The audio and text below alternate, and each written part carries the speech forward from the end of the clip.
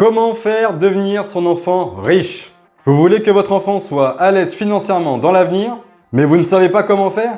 Alors restez bien jusqu'à la fin de cet épisode, car je vais vous donner mes 3 conseils que vous pourrez transmettre à votre enfant pour qu'il réalise ses rêves. Et si vous restez vraiment jusqu'à la fin de cette vidéo, je vous donnerai un conseil bonus. Mais d'abord, un petit générique pour se mettre dans l'ambiance.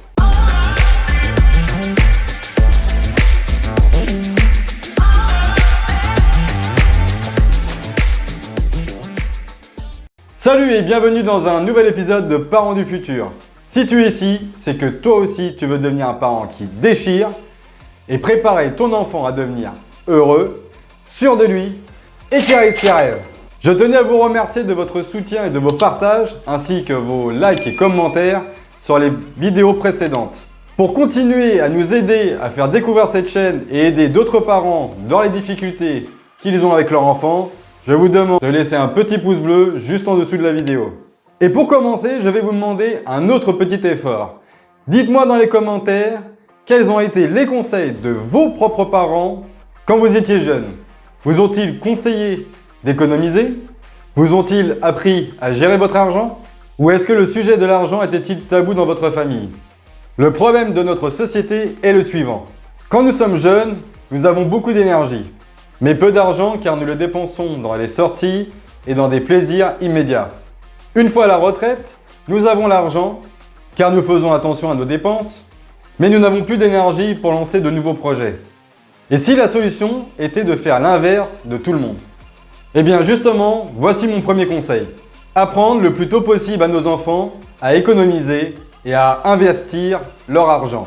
À partir du moment où votre enfant recevra de l'argent, que ce soit pour son anniversaire ou par la suite si vous lui donnez de l'argent de poche, je vous conseille de faire ceci avec lui. Ma fille a 3 tirelires. Dans la première tirelire se trouve l'argent qu'elle peut dépenser tout de suite. Dans la deuxième tirelire se trouve l'argent qu'elle pourra utiliser un peu plus tard pour des cadeaux un peu plus gros et un peu plus chers. Et dans la troisième tirelire se trouve l'argent qu'elle pourra dépenser quand elle sera grande pour un plus gros projet. Je laisse volontairement la première tirelire à sa disposition. Comme ça, elle sait l'argent qu'elle possède et combien elle peut dépenser quand elle en ressent le besoin.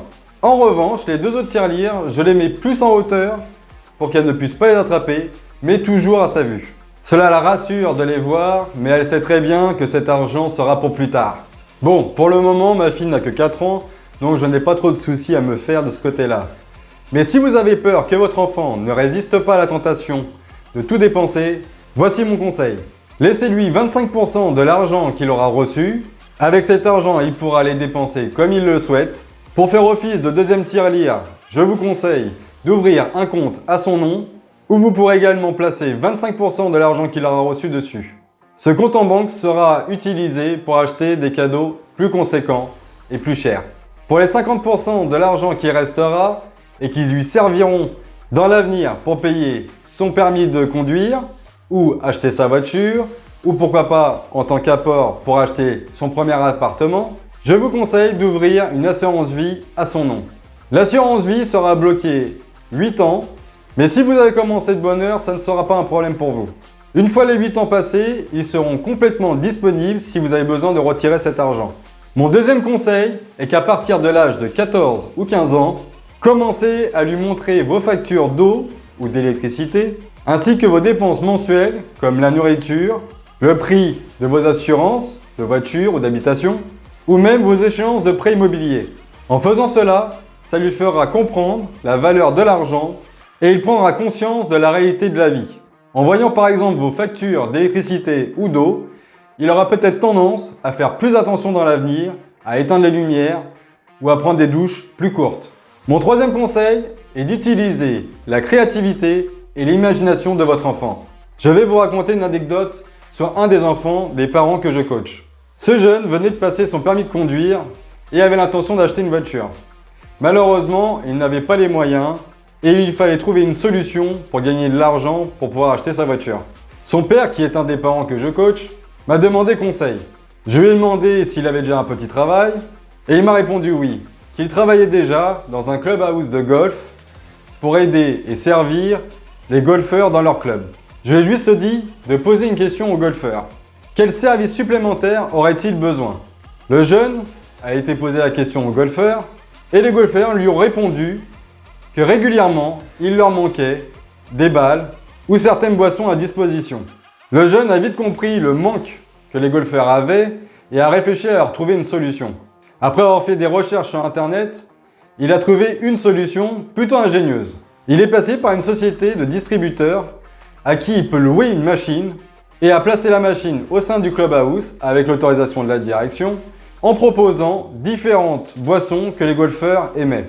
Au bout d'un mois, il a pu récupérer le double de l'argent qu'il avait investi pour la location de ce distributeur. Et au bout de 4 mois, il a pu enfin acheter la voiture qu'il désirait. Comme résultat, ce jeune a compris une chose. Qu'en investissant une petite somme d'argent, on pouvait en récolter une plus grosse. En plus de cela, il a compris autre chose. Il est passé d'une ressource d'argent, son salaire, à 2 rentrées d'argent, son salaire, plus ses bénéfices de son investissement. Grâce à cet investissement, il a compris autre chose. Qu'en utilisant seulement 20% de son temps et de ses efforts, il pouvait récolter 80% des bénéfices. Maintenant, vous, parents, regardez quelles sont les passions de votre enfant et de vos ados et réfléchissez avec lui à ce qu'il pourrait faire pour récolter de l'argent grâce à cette passion. Si vous êtes encore là, je vous en félicite et comme promis, voici mon conseil bonus. Je sais ce que vous allez me dire, beaucoup d'ados sont très peu motivés à bouger lorsqu'il s'agit de travailler. Eh bien, pour motiver votre enfant à économiser et à investir son argent correctement, posez-lui cette question. Aimerait-il être à la retraite à 30 ans, 35 ans, 40 ans, 45 ans, 65 ans? Je pense que sa réponse sera le plus tôt possible. Eh bien, dites-lui que cela dépendra uniquement de lui et de ce qu'il fera de son argent. Car la clé pour devenir riche est de multiplier le nombre de sources de rentrée d'argent. S'il comprend cette clé de la réussite, croyez-moi qu'il pourra vite devenir libre financièrement. Nous arrivons à la fin de cette vidéo. Si vous l'avez aimée, n'hésitez pas à la partager autour de vous afin d'aider d'autres parents qui rencontrent des problèmes avec leur enfant. Je vous dis à très vite les parents du futur.